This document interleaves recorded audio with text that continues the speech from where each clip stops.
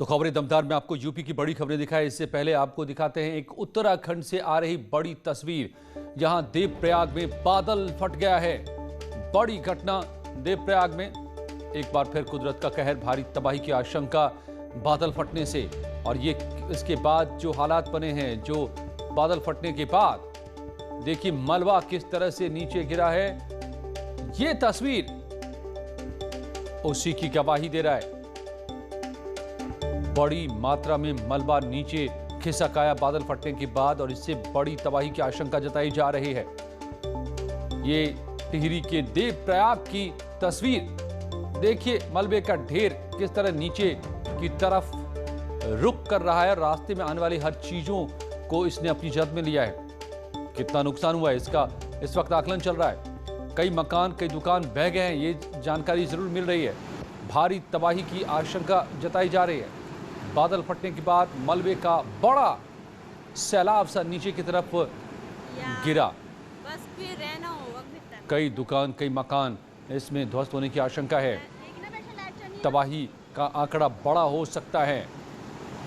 ये टिहरी के पास देवप्रयाग में ये आफत, ऐसा कहा जा रहा है। कई वैज्ञानिकों का मानना है कि टिहरी डैम बनने से यहाँ की इकोलॉजी बदल गई है। यहाँ पर बादल फटने की घटनाएं बढ़ गई हैं।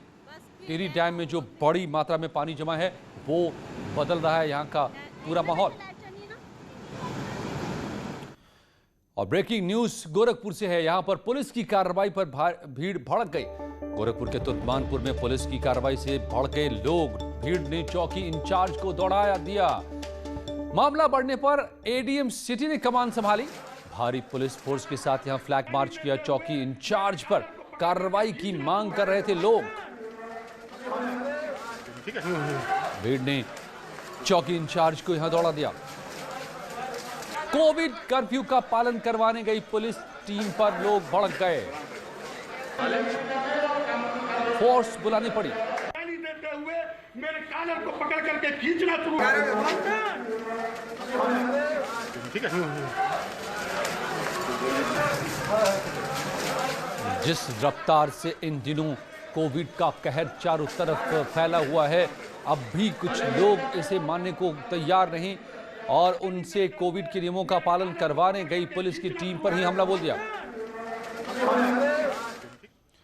जान जरूरी या जाम, ये सवाल इसलिए क्योंकि कोरोना संक्रमण के कहर के बीच कई जिलों में शराब की दुकानें खुल गई हैं। सरकार ने ये फैसला डीएम के ऊपर छोड़ा है। आबकारी विभाग की अपील पर लीकर शॉप खोलने का फैसला लिया गया है। आबकारी विभाग का कहना है कि रोजाना 100 करोड़ का नुकसान हो रहा है, इसलिए शराब की दुकानें खुलनी चाहिए।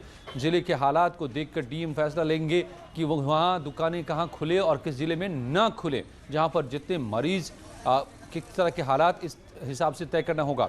हालांकि लखनऊ के डीएम आज इस पर फैसला करेंगे, लेकिन वाराणसी समेत कई जिलों में शराब की दुकानें खुल चुकी हैं और कई जगहों पर लोग नियमों का उल्लंघन कर शराब ठेकों पर भीड़ लगाए खड़े हैं। ये उन्हीं जिलों की तस्वीरें हैं।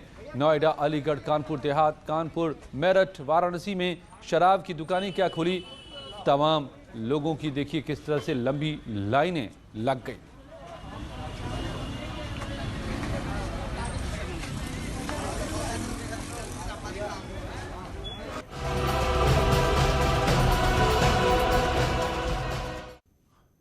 योगी सरकार के कोविड प्रबंधन की चर्चा वर्ल्ड हेल्थ ऑर्गेनाइजेशन ने की है। प्रदेश के गांव में कोरोना के खिलाफ माइक्रो मैनेजमेंट को डब्ल्यूएचओ ने एक लेख के जरिए विस्तार से दुनिया को बताया है। यूपी के ग्रामीण इलाकों में जांच के महाअभियान की चर्चा करते हुए डब्ल्यूएचओ ने लिखा है कि 75 जिलों के 97,941 गांव में स्वास्थ्य टीम घर घर जांच के साथ आइसोलेशन और मेडिकल किट की सुविधा दे रही है। यही नहीं, डब्ल्यूएचओ के विशेषज्ञों ने सरकार के माइक्रो मैनेजमेंट को देखने के लिए प्रदेश के 10,000 घरों का दौरा किया और सरकार के दावों पर मुहर लगाई। डब्ल्यूएचओ ने बताया कि कोरोना के खिलाफ महाअभियान में योगी सरकार की 1,41,610 लोगों की स्वास्थ्य टीम दिन रात काम कर रही है। साथ ही इनके काम की निगरानी करने के लिए 21,242 पर्यवेक्षकों को योगी सरकार ने तैनात किया है और इस पूरी व्यवस्था को खुद से 10,000 गांव में परखने के बाद WHO ने पूरी दुनिया को अपने लेख के जरिए बताया है कि किस तरह से योगी की सरकार अब गांवों में लोगों तक मदद पहुंचा रही है। और विश्व स्वास्थ्य संगठन ने योगी सरकार को लेकर ट्वीट भी किया है। ट्वीट में लिखा है कि यूपी सरकार ने राज्य के स्वास्थ्य विभाग से 1,41,610 टीमों और 21,242 पर्यवेक्षकों को तैनात किया है ताकि ये पक्का किया जा सके कि सभी ग्रामीण क्षेत्र इस कोविड-19 के मामले से जुड़े हैं। उत्तर प्रदेश में सरकार ने पूरे उत्तर प्रदेश में कोविड से संबंधित मामलों को हैंडल करने में जितनी तत्परता दिखाई है उसकी जितनी भी सराहना की जाए कम है। उत्तर प्रदेश सरकार के कामकाज की सराहना वर्ल्ड हेल्थ ऑर्गेनाइजेशन ने भी किया है। यह कोई छोटी बात नहीं है।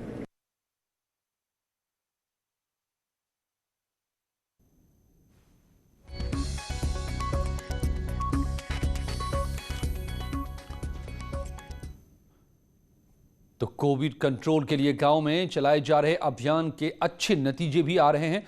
लिहाजा सरकार ने साफ किया है कि गांव में टेस्टिंग के साथ साथ ट्रीटमेंट का भी पुख्ता इंतजाम किया जाए और इसकी हर मुमकिन कोशिश जारी है। 97,000 राजस्व गांव में उन्होंने उसको मार्गदर्शन दिया है, उसको दिशा निर्देश दिए हैं।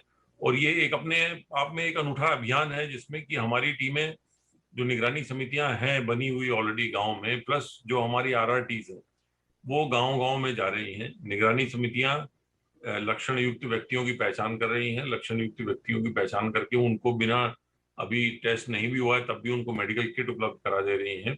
और उसके पश्चात जो लक्षण युक्त ऐसे व्यक्ति हैं उनका RRT जो है वो एंटीजन रैपिड एंटीजन टेस्ट भी वहीं मौके पर जाकर वो कर रही हैं। तो हर गांव में निगरानी समिति, हर ब्लॉक में 2-2 मोबाइल वैन और हर गांव तक किट और जांच की सुविधा।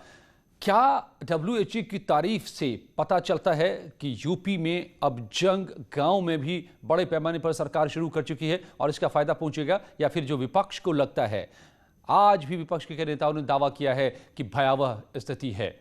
महाबहस आज इसी पर रात 8 बजे जुड़िए मेरे साथ। और कोरोना महामारी के बीच सरकार लगातार कोविड अस्पतालों का भी विस्तार कर रही है। इनकी मदद से कोविड मरीजों को लगातार राहत भी मिल रही है।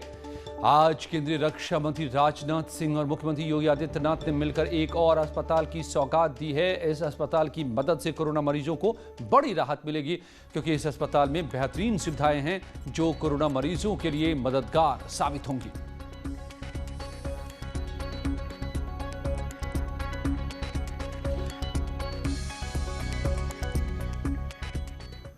और इस कोविड अस्पताल को लखनऊ के हज हाउस में बनाया गया है। समझिए कि यह अस्पताल कैसा है। इसमें 255 बेड मरीजों के लिए हैं। इस अस्पताल को HAL यानी हिंदुस्तान एरोनॉटिकल लिमिटेड की मदद से तैयार किया गया है, जो रक्षा मंत्रालय के तहत है, जो हमारे देश में विमानों को विकसित कर रहा है। इसमें 25 वेंटिलेटर और 100 HFNC की सुविधा दी गई है, यानी कि जहां पर गंभीर मरीजों का इलाज किया जाएगा। क्रिटिकल मरीजों के इलाज के लिए ये काफी मददगार साबित होगा। और इससे पहले एक और अस्पताल की सौगात राजधानी वासियों को मिल चुकी है। लखनऊ के अवध शिल्प ग्राम में अटल बिहारी वाजपेयी कोविड अस्पताल बनाया गया। इसका उद्घाटन मुख्यमंत्री योगी आदित्यनाथ ने बुधवार को किया था। इस अस्पताल में 505 बेड हैं। ICU के 150 बेड, 143 बेड पर ऑक्सीजन की सप्लाई की जा रही है। 120 सेना के डॉक्टर यहां पर तैनात किए गए हैं। 180 MNS के अधिकारी और पैरामेडिकल स्टाफ भी यहां पर अपनी सेवाएं दे रहे हैं। 100 विशेषज्ञों की देखरेख में अस्पताल चल रहा है। 40,000 लीटर के 2 ऑक्सीजन टैंक भी यहां पर मौजूद हैं और इस अस्पताल को DRDO ने बनाया है।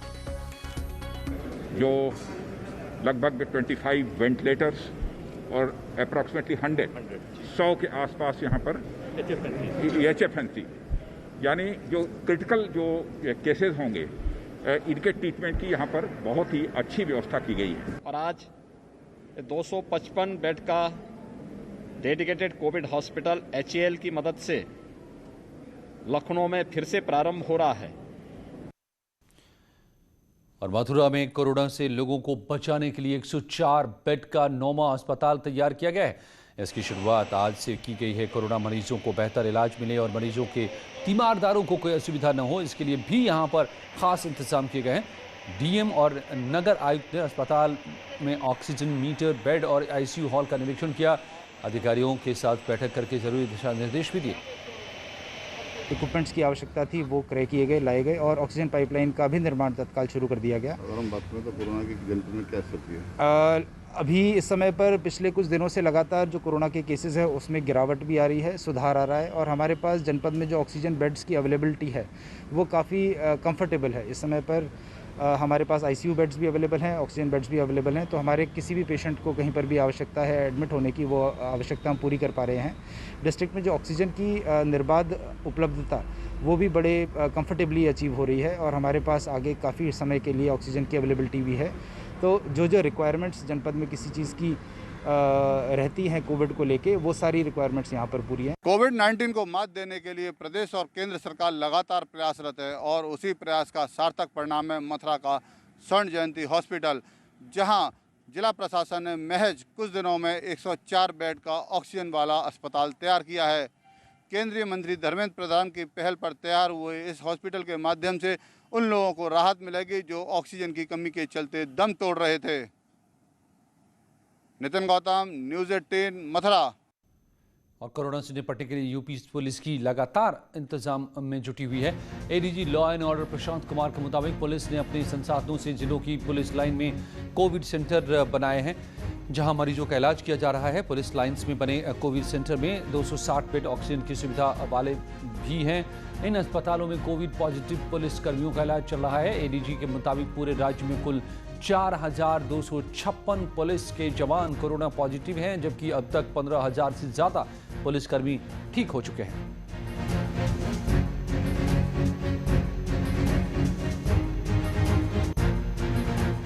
प्रयागराज से खबर, जहां पर यूपी टीईटी की परीक्षा स्थगित कर दी गई है।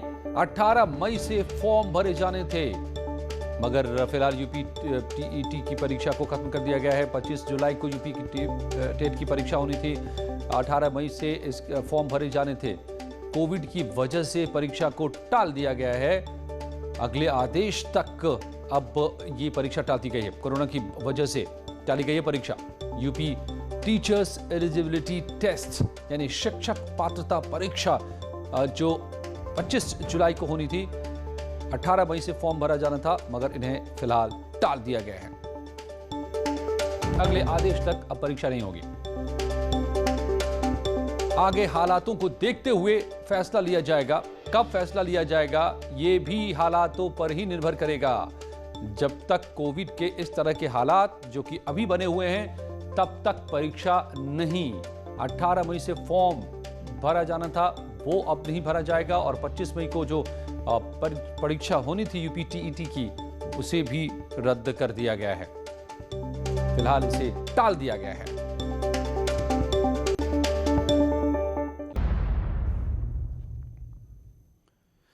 यूपी में कोरोना मरीजों की संख्या में लगातार गिरावट आ रही है। अगर पिछले 24 घंटे की बात करें तो करीब 20,000 से ज्यादा कोरोना मरीज मिले हैं, जबकि 29,000 से ज्यादा लोग ठीक होकर लौटे हैं। तो ये बड़ी राहत की बात है कि नए मरीजों की तुलना में ज्यादा मरीज अब वापस लौट रहे हैं ठीक होकर के। नए मरीजों की संख्या को मिलाकर अब यूपी के में एक्टिव मरीजों की संख्या कुल 2,16,057 रह गई है, जो कि काफ़ी कम है पिछले दिनों के आंकड़े से। सरकार के आंकड़ों के मुताबिक यूपी में पिछले 10 दिन में 94,000 से ज़्यादा एक्टिव मरीजों की संख्या में कमी आई है। ये इसलिए हो पाया क्योंकि सरकार लगातार कोरोना को देखते हुए सख्ती बरत रही है, लॉकडाउन लगाया गया है और लोग भी अब बहुत हद तक कोविड नियमों का पालन कर रहे हैं, घर से नहीं निकल रहे हैं, मास्क लगा रहे हैं। ऐसे में कोरोना संक्रमण का खतरा कम होता नजर आ रहा है। इसके अंदर पिछले 10 दिनों में 94,000 एक्टिव केस कम हुए हैं। प्रदेश की इस समय जो CFR है, जो मृत्यु दर है, वो 1% तक है और निरंतर इसको और भी नियंत्रित करने का प्रयास किया जा रहा है। हर व्यक्ति का जीवन अमूल्य है। और कोरोना के बाद अब प्रदेश में ब्लैक फंगस के मामले सामने आए हैं। अभी तक ब्लैक फंगस के मरीज महाराष्ट्र और दिल्ली में ही मिल रहे थे, लेकिन मेरठ के एक निजी अस्पताल में ब्लैक फंगस के 3 मरीज मिलने से हड़कंप मच गया। मेरठ में भर्ती इन मरीजों में एक मुजफ्फरनगर का, एक बिजनौर का रहने वाला है। सभी मरीज यहां पर रेफर होकर आए हैं। डॉक्टरों के मुताबिक ब्लैक फंगस उन मरीजों में मिलती है जिनकी इम्यूनिटी कमजोर हो या फिर किसी गंभीर बीमारी से जो पीड़ित हो। फिलहाल सभी मरीजों का इलाज किया जा रहा है।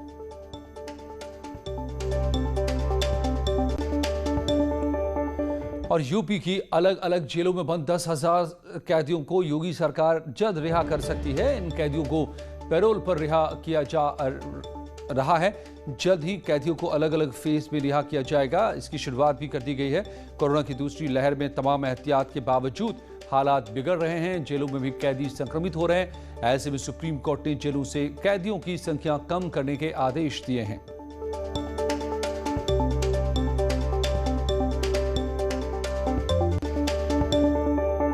देवरिया में कोविड मरीजों के इलाज के नाम पर अवैध वसूली की जमकर शिकायतें आ रही हैं।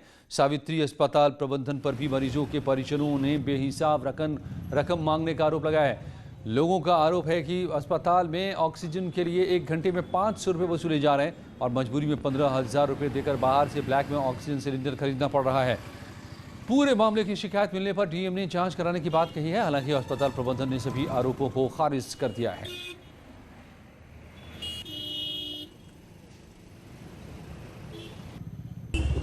देवरिया से खरीदे हैं ब्लैक में 15,000 रुपये में। आज इसको सावित्री हॉस्पिटल हम लेकर जा रहे हैं। हमारे मरीज को वहाँ इलाज मिल रहा है 500 रुपये घंटे पर। वो ऑक्सीजन सावित्री नर्सिंग होम में मिल रहा है। हमारे पास पैसे नहीं हैं, हम कहीं से अपना कर्जा खोज के 15,000 में कीन के हम अपने मरीज को ले जाके इलाज कराने के हम चक्कर में पड़े हैं। नहीं, ऑक्सीजन की जैसे एबिलिटी हो रही है उनको कराया जा रहा है। कभी कभी ऐसा सिचुएशन आ रहा है जिस टाइम ऑक्सीजन नहीं हो पा रहा है। जो 20 मरीज हैं हमारे पास, उनको ही ऑक्सीजन हमको पहले देना है। हम नए मरीज को ले लेंगे। नए मरीज को लेने के बाद हम उनके लिए उनको आप डिमांड कर रहे हैं कि आप बाहर से लेकर आइए। उनको पैसे देने की नहीं, पैसे देने कोई नहीं कि बाहर से लेके आइए। मैं इस प्रकरण में मजिस्ट्रेट से इसमें मैटर को इंक्वायर करा लूँगा। वैसे भी कई महत्वपूर्ण जो हमारे हॉस्पिटल है वहाँ पे हमने लगातार सुपरविजन के लिए मजिस्ट्रेट को तैनात कर रखा है और वो उनके नंबर मैंने पब्लिक में भी जारी कर दिए हैं। अगर पब्लिक को लगता है कि कोई उनके साथ गलत हो रहा है तो तत्काल मजिस्ट्रेट को दूरभाष में सूचना दे सकते हैं और उसकी वहीं पे इंक्वायरी हम करा सकते हैं। लोग अपनों की जान बचाने के लिए ऑक्सीजन की ब्लैक मार्केटिंग का सहारा ले रहे हैं। ताज़ा मामला देवरिया जिले के सावित्री नर्सिंग होम का है। जिला प्रशासन ने इस अस्पताल को कोविड हॉस्पिटल बनाया गया है, लेकिन बड़े दुर्भाग्य की बात है कि इस अस्पताल ने 1 घंटे के ऑक्सीजन सप्लाई के लिए 500 रुपये का रेट तय किया है, जिससे मरीज ब्लैक में ऑक्सीजन खरीदने को मजबूर हैं। देवरिया से न्यूज़ 18 के लिए उमाशंकर भट्ट। और कुछ ही पलों में देखिए उत्तराखंड की खबरें।